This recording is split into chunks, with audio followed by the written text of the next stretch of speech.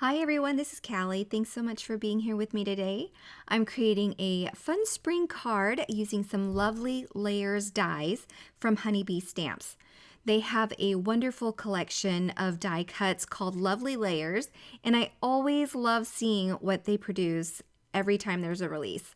So with this last release, there's some birds and a nest as well as some spring greenery.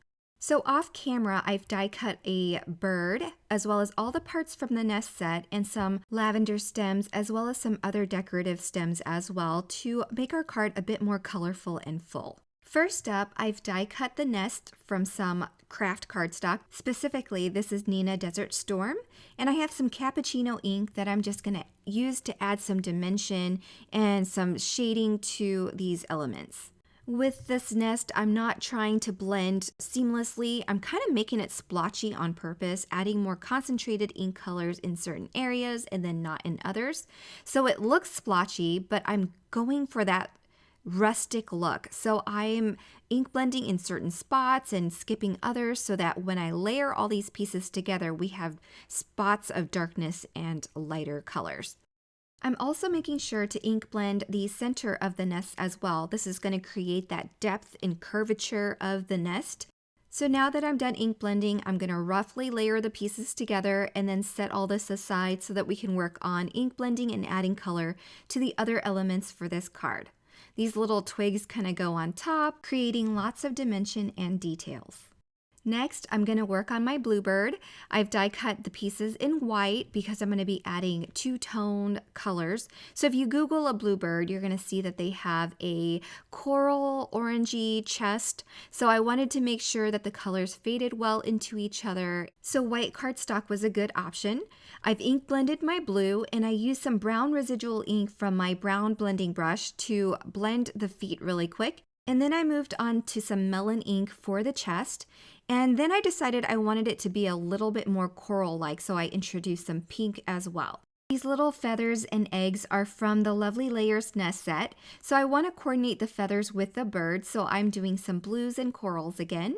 And then for the little eggs, I wanted a robin's egg blue color. So at first I used some Distress Oxide and speckled egg and decided it's a little bit too gray, so I'm introducing some seafoam ink. This is going to brighten it up some and give it more of a teal color.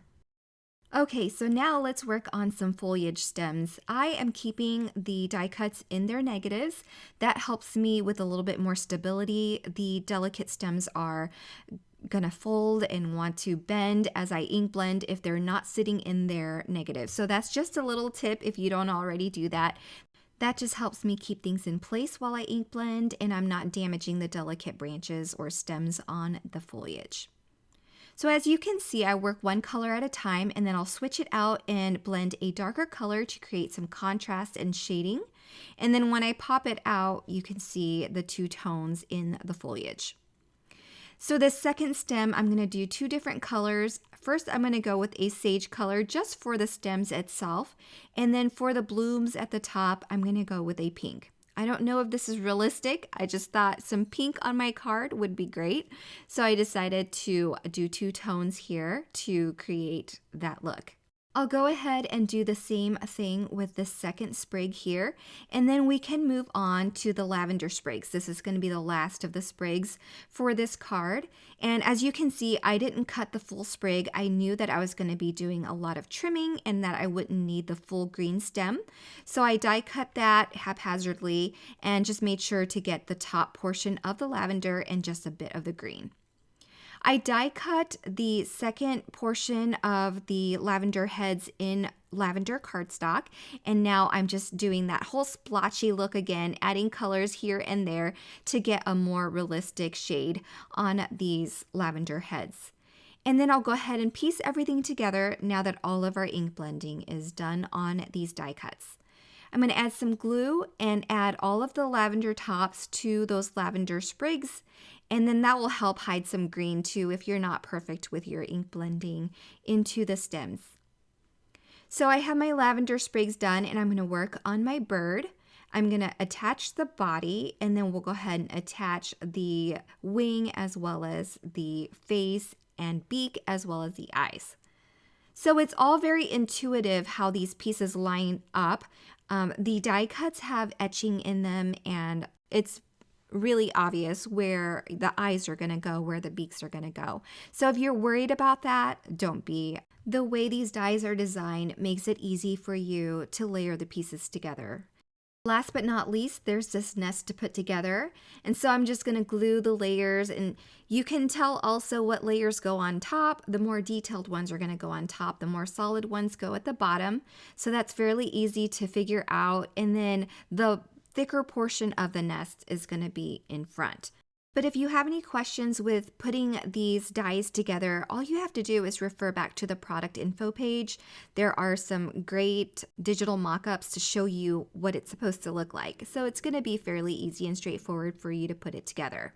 I'm just tucking in my eggs now, putting them inside this nest, which I am starting to love so much. I don't know about you, but I get past all of the coloring, all of the ink blending, and my favorite part is just assembling and putting the card together. It's kind of like putting Legos together and just watching what you've created come to life, if that even makes sense.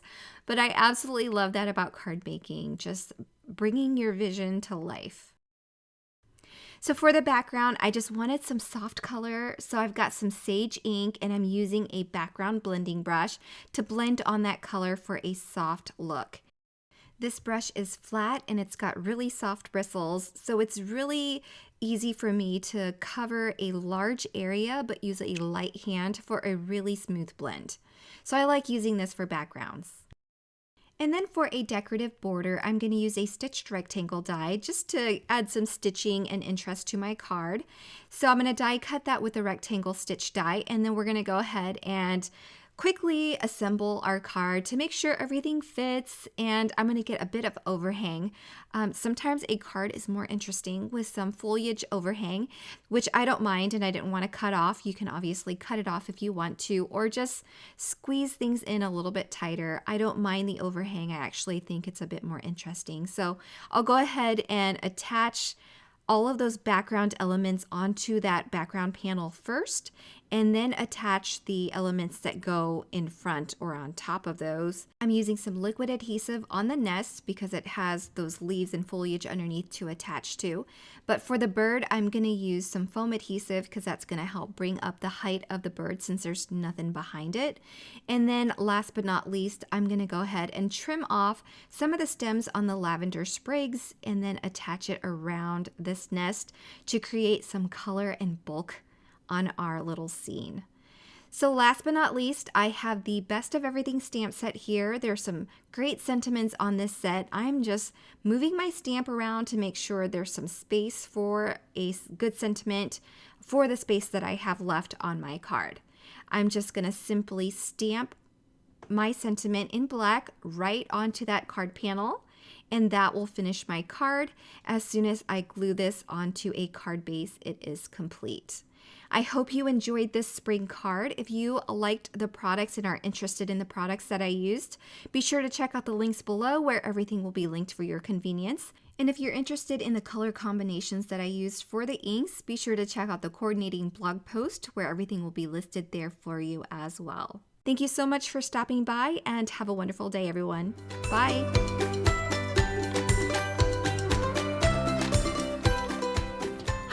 I'm Heidi, Simon's mama and founder at simonsaysstamp.com. Thank you so much for watching our video. If you like what you just saw, be sure to press the thumbs up and subscribe to see more great content.